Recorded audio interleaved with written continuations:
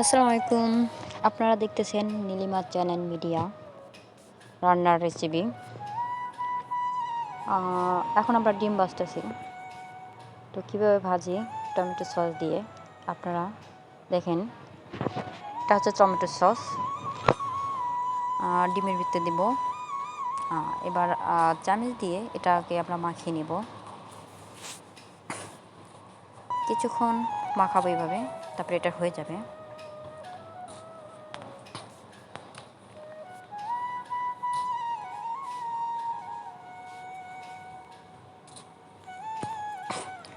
এরপর দেখেন আমরা বেগুন আর আলু একসাথে ভাজতেছি।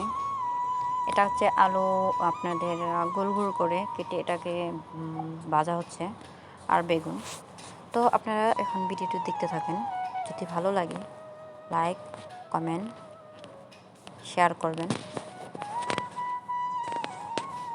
আর পাশে থাকেন।